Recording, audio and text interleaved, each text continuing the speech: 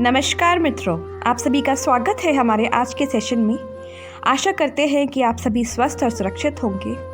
आप सभी को गणतंत्र दिवस की हार्दिक शुभकामनाएं। भारत 26 जनवरी 1950 को गणतंत्र बना था। इसी दिन हमारे देश का संविधान लागू किया गया था। हमारे देश के संविधान लागू होने पर एक बहुत ही महत्वपूर्ण व्यवस्था को लागू करने का प्रावधान दिया गया। ये महत्वपूर्ण व्यवस्था पंचायती राज के नाम से जाना जाता है। तो चलिए आइए आज हम पंचायती राज व्यवस्था के बारे में जानेंगे और जानेंगे कि इससे हमारे देश को क्या क्या फ़ायदे हुए। चलिए आइए तो फिर बिना किसी देरी के प्रारंभ करते हैं। तो 26 जनवरी को जब भारतीय संविधान लागू किया गया तो उसके अनुच्छेद 40 में राज्यों को पंचायतों का गठन करने का निर्देश भी दिया गया है। 1991 में संविधान में 73वें संविधान संशोधन अधिनियम 1992 करके पंचायत राज्य संस्था को संवैधानिक मान्यता दे दी गई। तो चलिए आइए देखते हैं कि किस तरह से हमारे पंचायती राज का हमारे देश में विकास हुआ। तो इस विकास को हमने 3 स्तरों पर बांट रखा है, 3 समय काल में बांट रखा है। पहला वो जब इसका विकास होना चालू हुआ, दूसरा वो जब काफ़ी विकास हो गया और उसके बाद उसका पतन भी हुआ, तीसरा वो जब पंचायती राज को संवैधानिक रूप प्राप्त हुआ। तो चलिए आइए बात करते हैं। सबसे पहले हम बात करेंगे बलवंत राय मेहता कमेटी की। तो 1952 में यानी कि 1952 में कम्युनिटी डेवलपमेंट प्रोग्राम आया था। ये प्रोग्राम इसका सफलता इसने काफ़ी हासिल नहीं की, काफ़ी सारे ड्रॉबैक्स रहे थे। काफ़ी असफलताओं के कारणों की वजह से इन असफलताओं को चेक करने के लिए कि किन रीजंस की वजह से या किन कारणों की वजह से ये कम्युनिटी डेवलपमेंट प्रोग्राम या जिसे हिंदी में सामुदायिक विकास कार्यक्रम बोलते हैं, ये असफल क्यों हुआ। तो इन कारणों को देखने के लिए एक कमेटी आई 1956 या 1956 में, जिसका नाम था बलवंत राय मेहता कमेटी। इसका गठन किया गया और इस कमेटी ने अपनी रिपोर्ट 1957 में प्रस्तुत की। तो इस रिपोर्ट में इसने बोला कि भाई ऐसा है कि हमारे को ये सारे ड्रॉबैक्स जो आ रहे हैं कम्युनिटी डेवलपमेंट प्रोग्राम के हो चाहे या फिर वो नेशनल एक्सटेंशन सर्विसेज जो 1953 में आई थी, तो इन दोनों के जो ड्रॉबैक्स हैं, जो कमियां हैं, उनको ठीक करने के लिए हमारे को एक प्रावधान लाना पड़ेगा। तो बलवंत राय जी मेहता की चेयरमैनशिप में ये जो कमेटी आई, इसने बोला कि भाई एक जो हमारा संविधान है वो काफ़ी हद तक सेंट्रलाइज्ड है, तो हमारा जो डेमोक्रेसी है उसको हमें डिसेंट्रलाइज करना पड़ेगा। डिसेंट्रलाइज मतलब कि अलग अलग जगहों पर लोगों को पावर दी जाए ताकि वो अपने हिसाब से काफ़ी चीज़ें कर सकें। तो ग्राम जो है, जो हमारे ग्राम की व्यवस्था है, उसको ग्रामीण लेवल पर, बिल्कुल ग्रास रूट लेवल पर उसको स्ट्रेंथन किया जाए, उसको ताकतवर बनाया जाए ताकि हमारा जो विकास हो वो ऊपर से नीचे ना हो के नीचे से ऊपर हो। मतलब कि ऐसा ना हो कि सेंटर कोई लॉ बना रहा है, फिर स्टेट कोई लॉ बना रहा है, फिर वो सेंटर ने जो आदेश दिए हैं वो स्टेट के थ्रू जाएं फिर ग्रामों तक पहुँचे। नहीं, ऐसा होना चाहिए कि हमारे जो गांव हैं उनकी जो समस्याएं हैं, हर गांव की समस्या अलग होती है, तो उनकी समस्याओं का समाधान ग्रामीण लेवल पर हो और वो हर तरीके से वो अपने आप में सक्षम हो कि वो अपने लिए कुछ कर सके।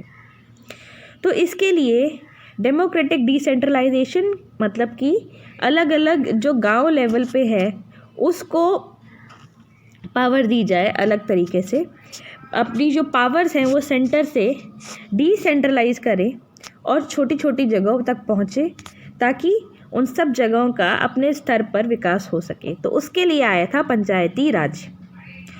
ये बलवंत राय मेहता कमेटी ने पंचायती राज की कुछ रिकमेंडेशंस दी थी, कुछ राय दी थी। पहला ये बोला उन्होंने कि एक 3 टियर का पंचायती राज सिस्टम डेवलप होना चाहिए।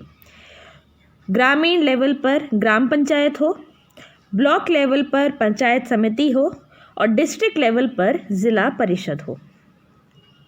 ये जो 3 टायर सिस्टम है ये अच्छी तरह से लिंक होने चाहिए। इनडायरेक्ट इलेक्शंस के थ्रू जो ये ग्राम पंचायत, पंचायत समिति और ज़िला परिषद, ये तीनों इनडायरेक्ट इलेक्शंस के थ्रू लिंक्ड होने चाहिए। जो विलेज पंचायत होगा, जो ग्राम पंचायत होगा, उसमें डायरेक्टली इलेक्टेड लोग होंगे जो ग्राम को रिप्रेजेंट करेंगे, जबकि जो पंचायत समिति और ज़िला परिषद होगा उसके मेंबर जो होंगे वो इनडायरेक्टली इलेक्टेड होंगे। और सारे ग्राम में, सारे गांव में जो भी प्लानिंग और डेवलपमेंट के काम करने हैं, वो सारी चीज़ों को करने की जो पावर है वो इन ग्राम पंचायतों को दी जाए। वो सारे डिसीजंस लेना चालू करें। पंचायत समिति हो जो एक एग्जीक्यूटिव बॉडी हो, वो क्या करेगी, जो भी डिसीजंस लिए गए हैं उस पर जो काम करने हैं वो सारे काम पंचायत समिति करेगी। और उसके बाद एक ज़िला परिषद होना चाहिए जो एडवाइस करे, कोऑर्डिनेट करे और सुपरवाइज करे वो सारे कार्यक्रमों को जो हो रहे हैं ग्राम के भलाई के लिए। उसी के साथ साथ इसने बोला कि एक डिस्ट्रिक्ट कलेक्टर होना चाहिए जो कि चेयरमैन हो ज़िला परिषद का। डेमोक्रेटिक बॉडी से पावर और रिस्पॉन्सिबिलिटी जो है वो ट्रांसफ़र की जाए और अच्छे अमाउंट में रिसोर्सेज भी दिए जाएं ताकि कोई कमी ना रह जाए। एक ऐसा सिस्टम इवॉल्व होना चाहिए जो कि बहुत अच्छी तरह से गांव के विकास में हेल्प करे। इसी के साथ साथ 1959 में 2 अक्टूबर 1959 में सबसे पहला पंचायती राज आया था राजस्थान में। तो राजस्थान में जो ये पंचायती राज को अडॉप्ट किया गया 1959 में, ये भारत के आज़ाद होने के बाद सबसे पहला पंचायती राज इस्टेब्लिश हुआ था। अगर हम बात करें कि क्या ऐसा कोई प्रावधान था पंचायती राज जैसा जो भारत के आज़ाद होने से पहले हो, तो जी हाँ, हम बोल सकते हैं कि जब भारत आज़ाद नहीं हुआ था तो उससे पहले पंचायती राज जैसा एक सिस्टम था जो लॉर्ड राइपन ने स्टार्ट किया था। और वो सबसे पहला जिस स्टेट में उन्होंने स्टार्ट किया था वो स्टेट थी बिहार। पर ये भारत के आज़ाद होने से पहले था। अगर भारत जब आज़ाद हो गया तो उसके बाद सबसे पहला जो पंचायती राज सिस्टम जहां आया वो स्टेट हमारी राजस्थान थी और ये लागू किया गया था 2 अक्टूबर 1959 से नागौर डिस्ट्रिक्ट में। तो ये बात हुई हमारी पंचायती राज के लागू होने की। राजस्थान के बाद पंचायती राज आंध्र प्रदेश में आया जिसने 1959 में ही अडॉप्ट किया था और उसके बाद काफ़ी स्टेट्स ने अडॉप्ट करना चालू कर दिया धीरे धीरे। अलग अलग स्टेट्स ने पंचायती राज को अलग अलग तरीके से अडॉप्ट किया। मतलब ऐसा हो सकता था कि उनका जो सिस्टम है वो 2-3 टायर की जगह 2 टायर का हो या स्टेट लेवल पे कुछ और हो, ठीक है। तो इस तरीके की चीज़ें अलग अलग हो सकती थी। उसमें समिति और परिषद की जो पोजीशन थी वो अलग अलग हो सकती थी, उनका टेन्योर अलग हो सकता था, उनका कॉम्पोजिशन, फंक्शन, फाइनेंसेस, ये सब चीज़ें थोड़ी थोड़ी स्टेट वाइज अलग अलग रही। जैसे कि राजस्थान ने 3 टायर सिस्टम अडॉप्ट किया, जबकि तमिलनाडु ने 2 टायर सिस्टम लिया, जबकि वेस्ट बंगाल ने 4 टायर सिस्टम अडॉप्ट कर लिया। राजस्थान, आंध्र प्रदेश में पंचायत समिति ज़्यादा पावरफुल थी और जो ब्लॉक था उसको यूनिट ऑफ प्लानिंग और डेवलपमेंट माना, जबकि महाराष्ट्र, गुजरात में ज़िला परिषद को ज़्यादा पावर दी गई और उसको as a unit of planning और डेवलपमेंट माना गया। कुछ जो स्टेट्स थी उन्होंने न्याय पंचायत को भी डेवलप किया ताकि कुछ छोटे मोटे सिविल और क्रिमिनल केसेस को भी लिया जा सके। तो इस तरह से बलवंत राय जी मेहता के अकॉर्डिंग, उनके रिकमेंडेशंस के अकॉर्डिंग इस तरह से पंचायतों का डेवलपमेंट हुआ अलग अलग स्टेट्स में। दूसरी हम बात करेंगे सेकेंड जनरेशन पंचायत की। अगर हम बात करें तो उसमें हमारी अशोक मेहता कमेटी बहुत ज़्यादा इम्पॉर्टेंट होती है। उससे पहले भी हमारी कुछ स्टडी टीम्स और कमिटीज़ आई थी, जैसे कि VR राव की committee on rationalisation of panchayat statistics, SD Mishra का एक वर्किंग ग्रुप आया था पंचायत और कोऑपरेटिव्स पे 1961 में। उसी साल एक पंचायत राज एडमिनिस्ट्रेशन पे एक और स्टडी टीम आई थी, V ईश्वरन की। GR राजगोपाल की भी एक टीम आई थी 1962 में। उसके बाद 63 में RR दिवाकर की एक स्टडी टीम थी। 1963 में ही M रामाकृष्णया की एक और टीम स्टडी ग्रुप था। K संतनम की एक स्टडी टीम थी 1963 में, जो फाइनेंसेस से डील करती थी। फिर पंचायत राज इलेक्शन से डील करने वाली एक और कमेटी आई संतनम की 1965 में। इसी तरह से और भी बहुत सारी कमिटीज़ और स्टडी टीम्स आती रहीं, बहुत सारे वर्किंग ग्रुप्स आए। कम्युनिटी डेवलपमेंट और पंचायती राज पे 1976 पे भी एक टीम आई दया चौबे जी के अंडर। तो इन सब में एक सबसे इम्पॉर्टेंट टीम हमारी जो हम बात करेंगे कमेटी की, अशोक मेहता कमेटी, जो 1977 में आई थी। इस कमेटी ने क्या किया कि इसने अध्ययन किया कि भाई हमारा जो पहले वाली थी पंचायती राज कार्यक्रम था वो इतना सफल क्यों नहीं हो पा रहा है। तो उसने इसका अध्ययन किया, हमारी बलवंत राय मेहता कमेटी की रिकमेंडेशंस पे जो पंचायती राज का डेवलपमेंट हुआ था उसको। तो इसने अपनी रिपोर्ट 1978 में सबमिट की और 132 रिकमेंडेशंस दिए ताकि पंचायती राज को स्ट्रेंथन किया जा सके, जो डिक्लाइन हो रहा है किसी तरह से। तो इसमें क्या हुआ हमारा, इन्होंने बोला कि भाई हमारा जो 3 टियर का सिस्टम है ना पंचायती राज का, इसको 2 टियर का कर दिया जाए, जिला परिषद और मंडल पंचायत। तो मंडल पंचायत को इसने इंट्रोड्यूस किया अशोक मेहता कमेटी ने। इन्होंने बोला कि 2 स्तर पे होना चाहिए, 3 पे नहीं होना चाहिए। खैर, फिर उन्होंने बोला कि जो है डिस्ट्रिक्ट होना चाहिए, जैसे क्योंकि 2 स्तर पे होगा तो फर्स्ट पॉइंट ऑफ डिसेंट्रलाइजेशन कौन सा होगा, डिस्ट्रिक्ट होगा। और उस टाइम पे क्या हो कि पॉलिटिकल पार्टीज़ का भी ऑफिशियल पार्टिसिपेशन किया जाए पंचायत में, ये अशोक मेहता कमेटी ने बोला। और इन्होंने बोला कि भाई जो है कि हम कॉन्स्टिट्यूशनल रिकग्नाइजेशन तो देंगे पंचायती राज इंस्टीट्यूशंस को, उसके साथ साथ काफ़ी जगह पे सीट रिज़र्व होनी चाहिए, SC STs के लिए सीट रिज़र्व होनी चाहिए। जो मिनिस्टर है पंचायती राज का उसको अपॉइंट करना चाहिए ताकि वो देख सके, एक मिनिस्टर को अपॉइंट किया जाए ताकि वो पंचायती राज में क्या क्या अफेयर्स हो रहे हैं उन सबको देख सके। वॉलंटरी एजेंसीज़ को भी रोल प्ले करना चाहिए। चीफ इलेक्टोरल ऑफिस होना चाहिए स्टेट में, एक ऑफिसर होना चाहिए जो ऑर्गेनाइज कराए इलेक्शंस को। न्याय पंचायत को एक अलग बॉडी की तरह बनाना चाहिए। स्टेट गवर्नमेंट जो है वो पंचायती राज इंस्टीट्यूट्स को सुपरसीड ना करे और रेगुलर सोशल ऑडिटिंग की जाए, ये सब। तो इस तरह से इन्होंने काफ़ी रिकमेंडेशंस दिए थे, पर इनके जो कुछ रिकमेंडेशंस थे जैसे 2 टायर सिस्टम का या ये सब, तो इस सुझाव को लागू नहीं किया गया। नेक्स्ट हम बात करते हैं, हमारी एक और कमेटी आई थी 1985 में आई थी, राव कमेटी। इस कमेटी ने क्या किया, ग्रामीण विकास और गरीबी के लिए उन्होंने सिफारिश दी।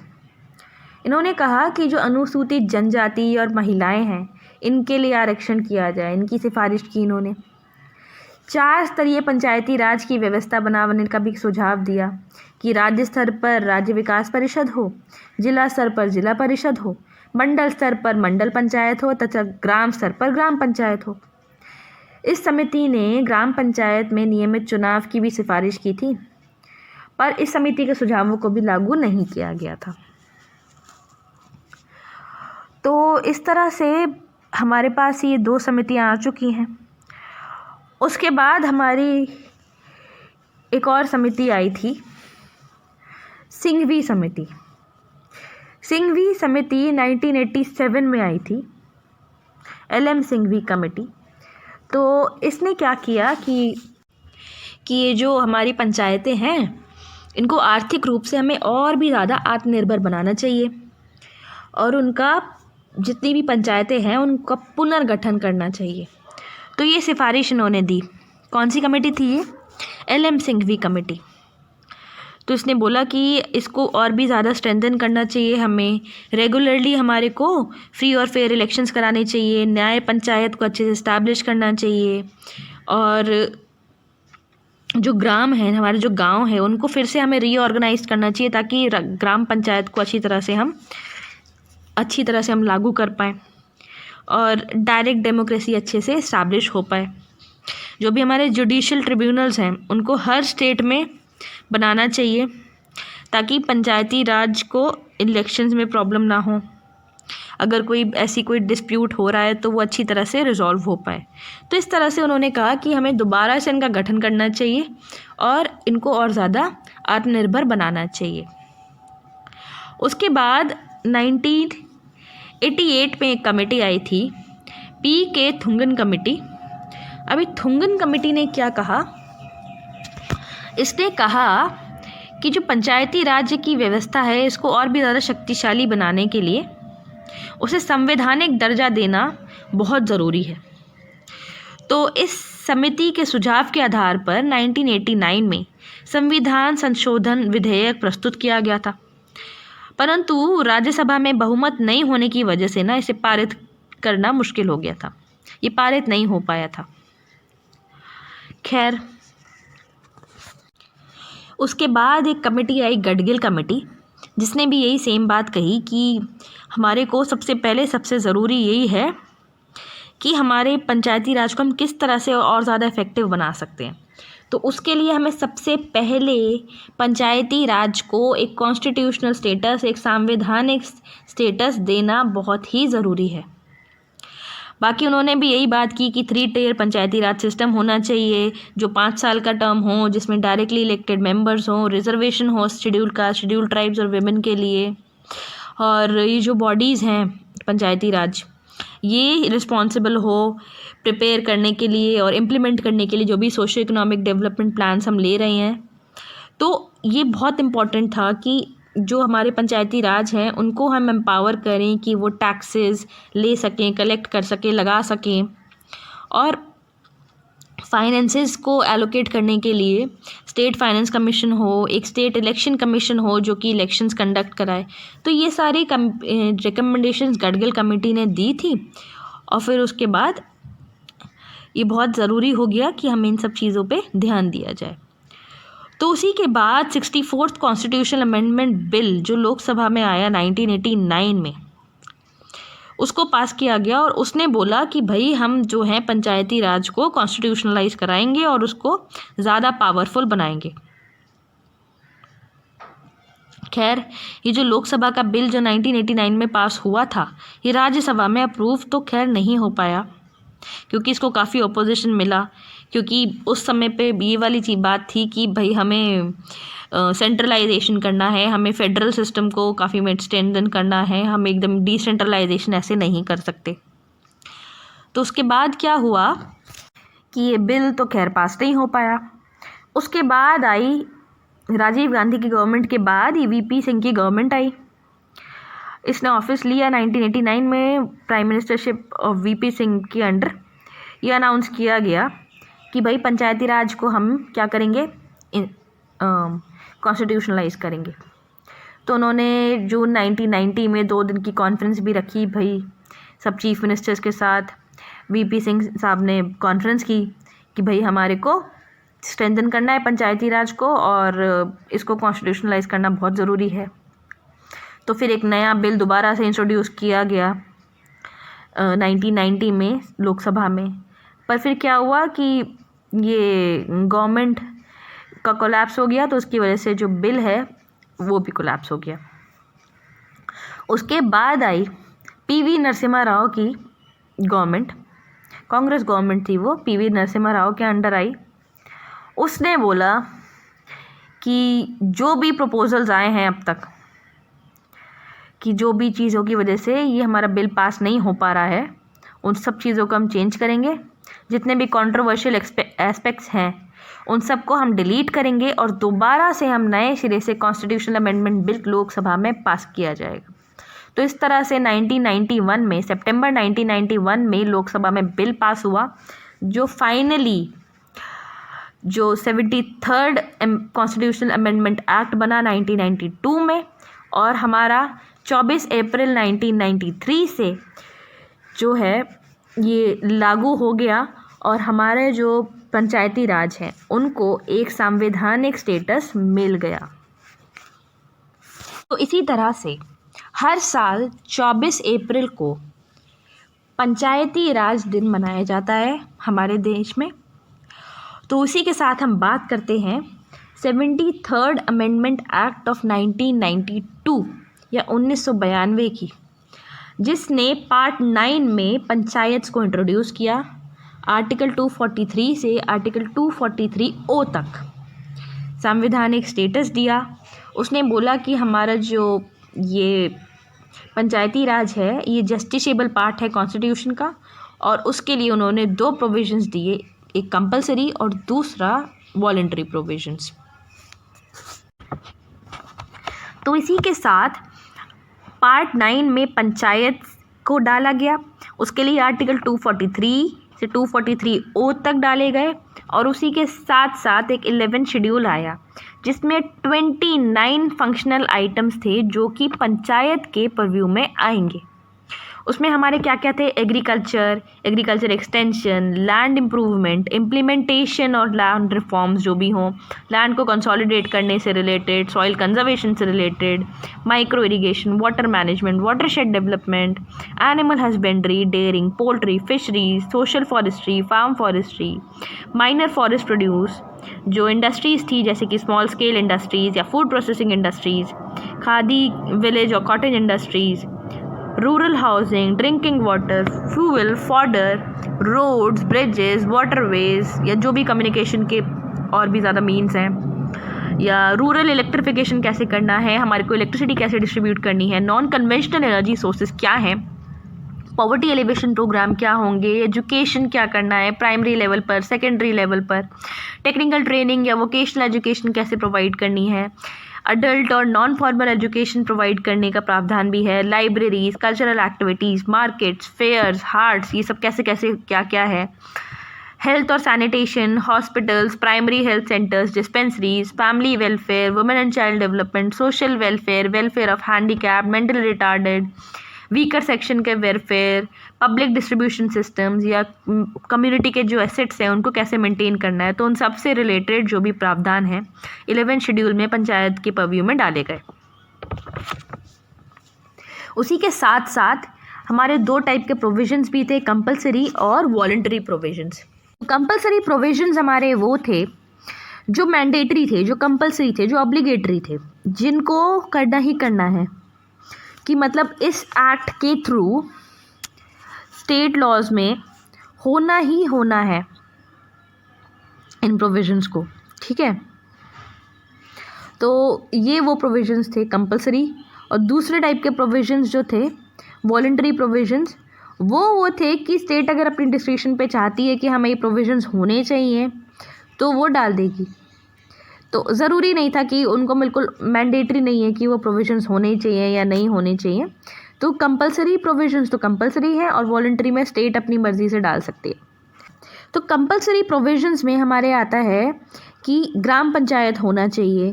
पंचायत जो है वो विलेज, इंटरमीडिएट और डिस्ट्रिक्ट लेवल पे होनी ही होनी चाहिए। चेयरपर्सन जो है पंचायत का उसको इनडायरेक्टली इलेक्ट करना ही चाहिए। मिनिमम एज जो इलेक्शन कंटेस्ट करने की होगी वो 21 साल होनी ही होनी चाहिए। SCs को रिजर्वेशन मिलना है। 1/3 सीट्स जो है वो विमेन के लिए रिजर्व्ड होंगी। 5 साल का टेन्योर होगा इसका। स्टेट इलेक्शन कमीशन को इस्टेब्लिश किया जाएगा ताकि इलेक्शंस कराए जा सके पंचायत में, और हर 5 साल में स्टेट फाइनेंस कमीशन को कॉन्स्टिट्यूट कराना ज़रूरी है। तो ये इसके कंपलसरी प्रोविजंस थे। जबकि जो वॉलंटरी प्रोविजंस थे उसमें क्या था कि पार्लियामेंट या स्टेट पंचायत के जो मेंबर्स हैं उनको रिप्रेजेंटेशन देना हो भी सकता है, नहीं भी हो सकता है। बैकवर्ड क्लासेस के लिए रिजर्वेशन प्रोवाइड करना, स्टेट अगर चाहेगी तो कर देगी, नहीं चाहेगी नहीं करेगी।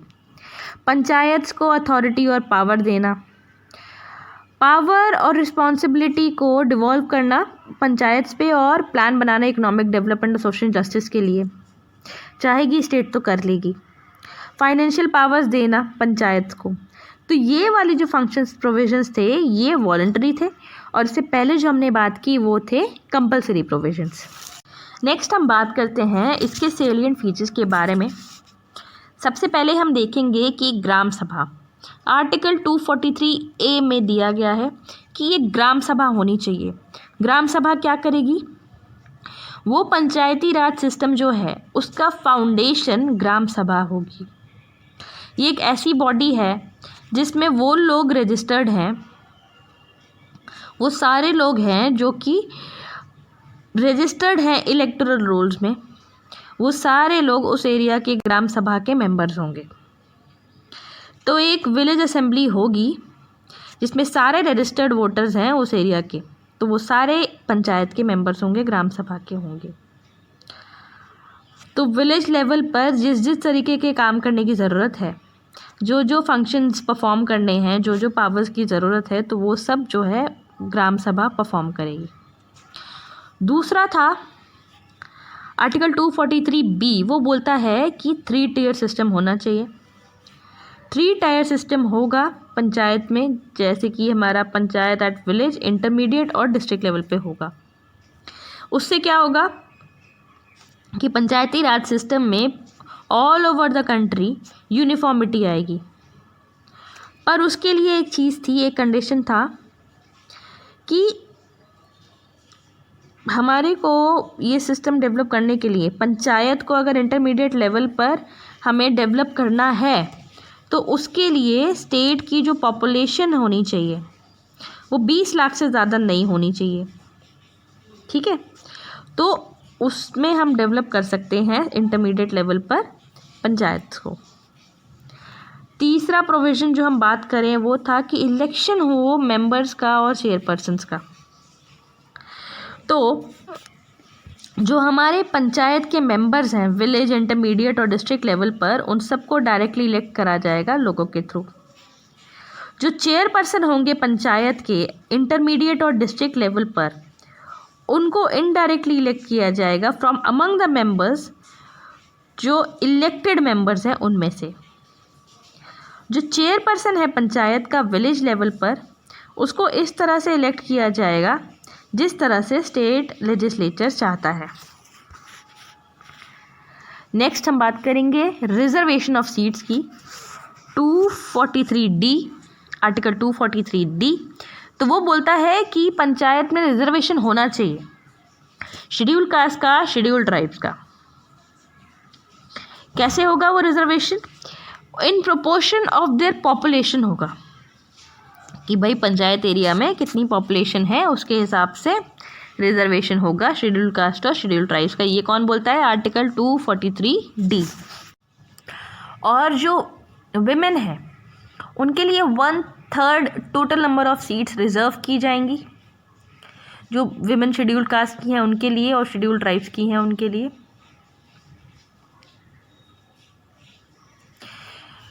वन थर्ड से कम including the number of seats जो विमेन की हो रही हैं शेड्यूल कास्ट और शेड्यूल ट्राइब्स में, उनको इंक्लूड करते हुए 1/3 से कम सीट्स नहीं होनी चाहिए टोटल नंबर ऑफ सीट्स जो होंगी उसकी, ताकि वो फिल हो सके हर साल पंचायत में और वो रिज़र्व हो विमेन के लिए, और वो अलग अलग कॉन्स्टिट्यूएंसीज़ में रोटेट होती रहेंगी।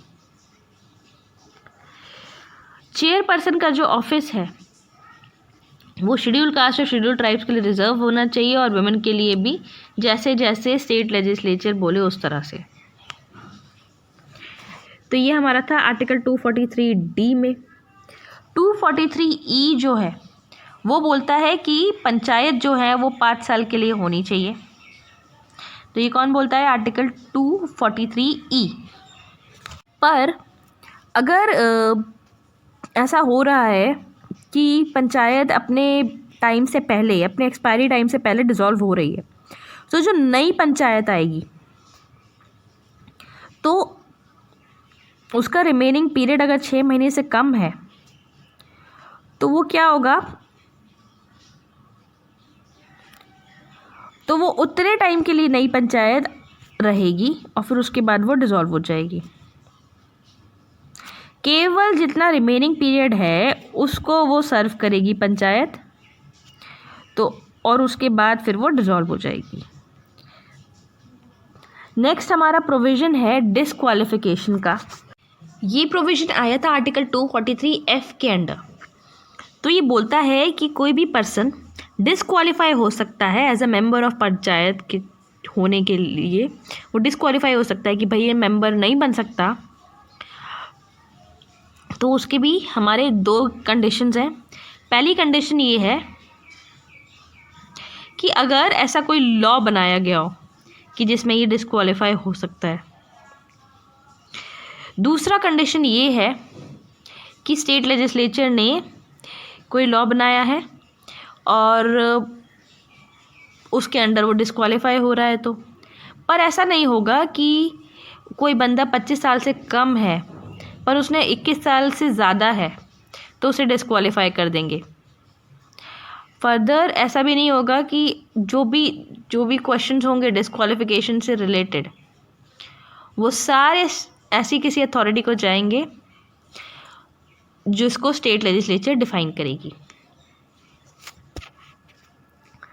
नेक्स्ट हम बात करते हैं स्टेट इलेक्शन कमीशन की। तो स्टेट इलेक्शन कमीशन होना चाहिए। स्टेट इलेक्शन कमीशन का काम क्या है, वो सुपरिटेंडेंस, डायरेक्शन और कंट्रोल करेगा किस चीज़ को, इलेक्शंस को, इलेक्टोरल रोल्स को, ताकि पंचायत के जो इलेक्शंस हैं वो फेयरली हो पाएँ। तो स्टेट इलेक्शन कमीशन में स्टेट इलेक्शन कमिश्नर होगा जिसको गवर्नर अपॉइंट करेगा। हाउएवर ऐसा होगा कि उसकी जो सर्विस और टर्न्योर ऑफ ऑफिस है वो खुद गवर्नर ही डिसाइड करेगा और उसको रिमूव नहीं किया जा सकता। ऐसे किस तरह से रिमूव किया जा सकता है उसे, जैसे कि हम जज ऑफ स्टेट हाई कोर्ट को रिमूव करते हैं और उसके बाद उनकी जो सर्विस है, कंडीशन ऑफ सर्विस है, उसको चेंज नहीं किया जा सकता उनके अपॉइंटमेंट के बाद। नेक्स्ट हम बात करते हैं पावर्स ऑफ फंक्शंस की। तो पंचायती राज में पंचायत को आर्टिकल 243G और 243H के अंडर पावर्स मिली है। 243G के अंडर पावर है उनको कि वो प्लान बना सकते हैं इकोनॉमिक डेवलपमेंट और सोशल जस्टिस के लिए, स्कीम्स के इम्प्लीमेंटेशन के लिए, इकोनॉमिक डेवलपमेंट और सोशल जस्टिस के लिए स्कीम्स को इम्प्लीमेंट करा सकते हैं। और दूसरा 243H के अंडर जो पंचायत हैं वो टैक्सेस इम्पोज कर सकते हैं, फंड्स इम्पोज कर सकते हैं, फंड्स रेज कर सकते हैं, टैक्सेस इम्पोज कर सकते हैं। तो इस तरह की पावर्स है इनको आर्टिकल 243G और 243H के अंडर। नेक्स्ट हम बात करते हैं फाइनेंसेस के बारे में। तो आर्टिकल 243I के अंडर फाइनेंस कमीशन को कॉन्स्टिट्यूट करने का प्रोविज़न दिया गया है। फाइनेंस कमीशन क्यों आएगा, ताकि वो जो फाइनेंशियल पोजीशन है पंचायत की उसको अच्छी तरह से रिव्यू कर सके। तो फाइनेंस कमीशन को अपॉइंट किया जाता है गवर्नर के through after every 5 years, every 5 years के बाद गवर्नर कॉन्स्टिट्यूट करता है एक फाइनेंस कमीशन जो क्या करती है, रिव्यू करती है फाइनेंशियल पोजीशन को पंचायत की। उसके जो प्रिंसिपल्स हैं जिस पे हमारी इसका गवर्नेंस बेस्ड है वो ये है,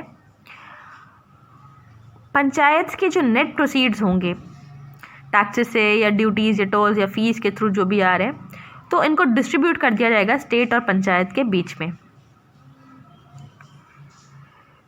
पंचायत को असाइन किए जाएंगे वो टैक्सेस, ड्यूटीज़, टोल्स, फीस जो भी लिए गए हैं वो सब पंचायत को दिए जाएंगे। Consolidated fund of the state से पंचायत को ग्रांट एंड एड भी प्रोवाइड किया जाएगा। तो इन 3 प्रिंसिपल्स को फॉलो करते हैं फाइनेंशियल पोजीशन को इम्प्रूव करने के लिए पंचायत में मेजर्स लिए जाएंगे। स्टेट लेजिस्लेचर जो है वो प्रोवाइड करेगा कि भाई ये प्रोविज़न होना चाहिए कि एक कमीशन को डेवलप किया जा सके। उसकी कॉम्पोजिशन क्या होगी वो भी स्टेट लेजिस्लेचर डिसाइड करेगा। उसके मेंबर्स का क्वालिफिकेशन क्या होगा, उनको सिलेक्शन किस तरह से किया जाएगा, ये सब काम कौन करेगा? State legislature. गवर्नर क्या करेगा? रिकमेंड करेगा कमीशन को अपनी रिपोर्ट सबमिट करने से पहले कि आप क्या क्या कर सकते हो, तो वो रिकमेंडेशन का काम करेगा। कौन? गवर्नर। सेंट्रल फाइनेंशियल कमीशन जो होगी वो भी सजेस्ट करेगा अलग अलग मेजर्स की भाई क्या क्या किया जा सकता है। नेक्स्ट अगर हम बात करते हैं कि ऑडिटिंग कौन करता है अकाउंट की, तो ऑडिट का काम भी स्टेट लेजिस्लेचर करेगा कि कौन ऑडिट मेंटेन करेगा और मेंटेनेंस कैसे होगी उसकी, और ऑडिटिंग कैसे होगी इन अकाउंट्स की, तो ये कौन डिसाइड करेगा? सारे प्रोविजंस उसके लिए स्टेट लेजिस्लेचर देगा। नेक्स्ट हम बात करते हैं कि जो अलग अलग यूनियन टेरिटरीज़ हैं उसका जो है उसमें किस तरीके से अप्लाई होगा ये पंचायती राज, तो उसको कौन बताएगा? उसको डायरेक्ट करेगा प्रेसिडेंट कि किस तरह से कौन से प्रोविजंस कहाँ कहाँ कौन सी यूनियन टेरिटरीज़ में किस एक्सेप्शन या मॉडिफिकेशंस के थ्रू अप्लाई होने चाहिए या नहीं होने चाहिए, ये सब चीज़ें कौन करता है? President of India. नेक्स्ट अगर हम बात करें कि कौन कौन से स्टेट्स एग्जेम्प्टेड हैं, तो उस पर हम देखेंगे कि जम्मू कश्मीर, नागालैंड, मेघालय, मिज़ोरम ये एग्जेम्प्टेड है, और जो शेड्यूल्ड एरियाज़ हैं ट्राइबल एरियाज़ के वो एग्जेम्प्टेड हैं। हिल एरियाज़ मणिपुर के एग्जेम्प्टेड हैं। दार्जिलिंग डिस्ट्रिक्ट के जो भी एरियाज़ हैं वो भी एक्सेप्टेड है क्योंकि वहाँ पे दार्जिलिंग गोरखा हिल काउंसिल है, तो इस वजह से वो पंचायती राज से एग्जेम्प्टेड रहते हैं। नेक्स्ट अगर हम बात करें पंचायती राज के फाइनेंसेस के बारे में, तो जो सेकंड एडमिनिस्ट्रेटिव रिफॉर्म्स कमीशन आई थी 2005-2009 में, उसने बोला था कि पंचायती राज का रेवेन्यू कहाँ कहाँ से आएगा, तो उसने उसके सोर्सेज को डिफ़ाइन किया था। तो पंचायती राज इंस्टीट्यूशन को एम्पावर करने की जो रियल स्ट्रेंथ है वो कहाँ से आती है? वो आती है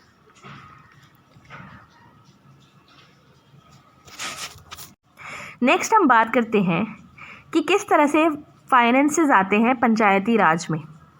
तो सेकेंड एडमिनिस्ट्रेटिव रिफॉर्म्स कमीशन जो आई थी 2005 से 2009 में, उसने कुछ सोर्सेज को समराइज़ किया था कि पंचायती राज के सोर्सेज ऑफ रेवेन्यू क्या क्या हो सकते हैं।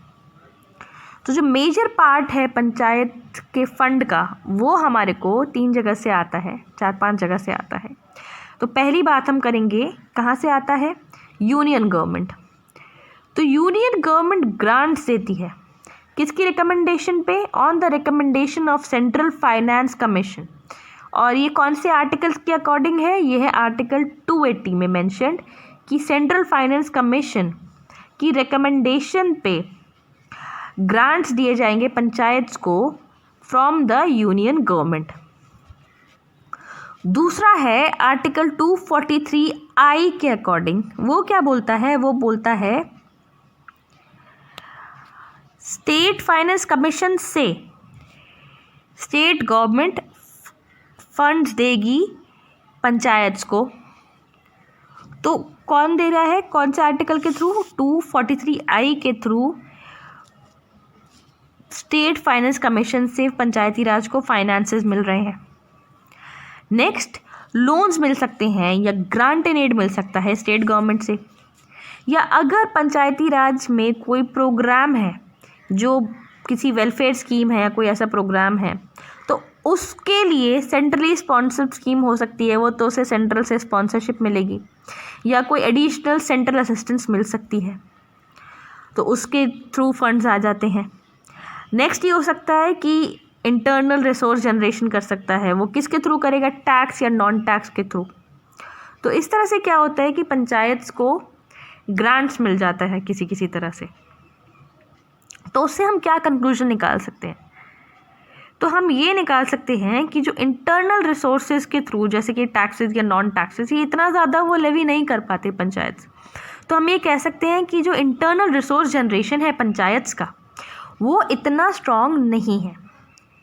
और जैसे कि हमने देखा कि यूनियन गवर्नमेंट पे डिपेंड कर रहा है, तो हम ये बोल सकते हैं कि भाई ये बहुत ज़्यादा हेविली डिपेंडेंट है यूनियन गवर्नमेंट और स्टेट गवर्नमेंट पे पंचायत ग्रांट्स के लिए। जो यूनियन से या स्टेट गवर्नमेंट से जितना भी फंड मिलता है ये स्कीम स्पेसिफिक होता है, तो पंचायत्स का उसमें डिस्क्रिशन कम ही रहता है और फ्लेक्सिबिलिटी कम रहती है। तो भाई जिस स्कीम के लिए जितना फंड आया है वो उसी स्कीम के लिए उतना ही आएगा।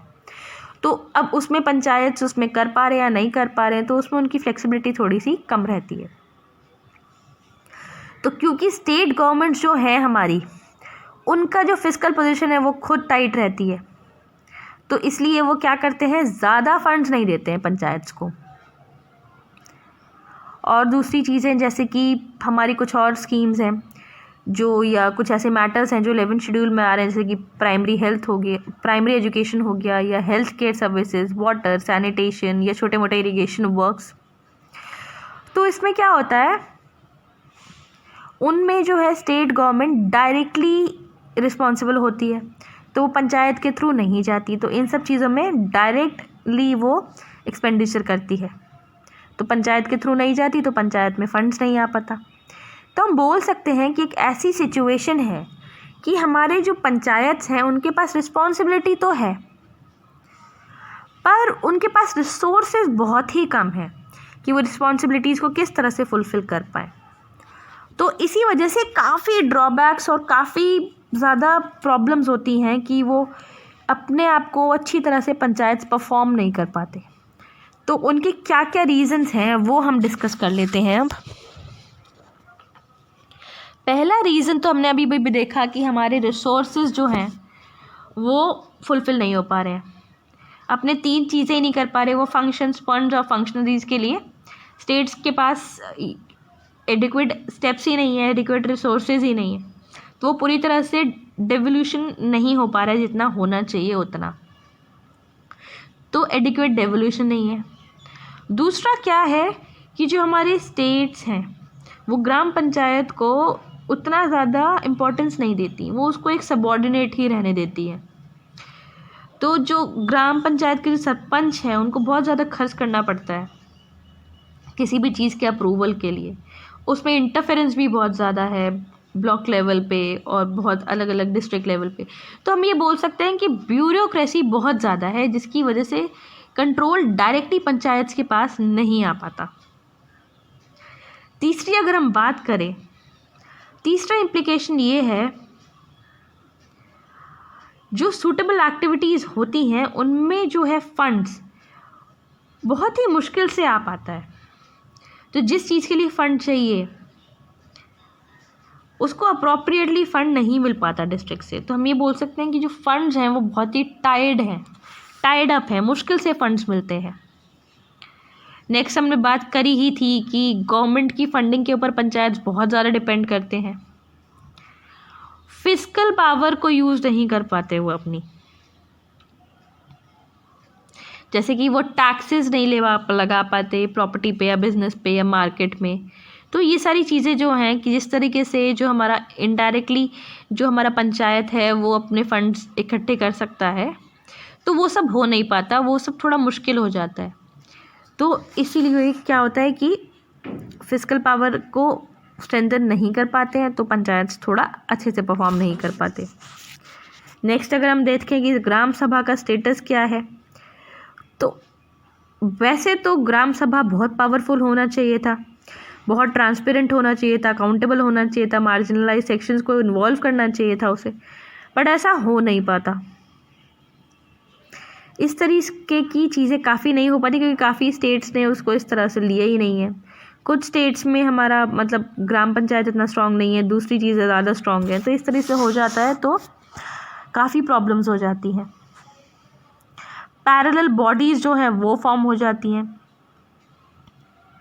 तो ये जो पैरेलल बॉडीज़ हैं जिसमें कुछ पॉलिटिकल पार्टीज़ का भी रोल आ जाता है, करप्शन हो जाता है उसकी वजह से, और मतलब एक तरीके से डुअलिटी आ जाती है। तो मेन स्ट्रीम प्रोग्राम जो चल रहा है उससे हट के दूसरी जगहों पे अगर होने लगेगा डिसेंट्रलाइजेशन, अगर मतलब किसी और तरीके से कहीं और रिसोर्सेज जाने लगेंगे या कुछ और होने लग जाएगा, तो हमारा जो पंचायती राज इंस्टीट्यूशन है वो क्या हो जाएगा, वो थोड़ा डीमोरलाइज हो जाएगा, तो उसकी वजह से इनएफेक्टिवली परफॉर्म करता है।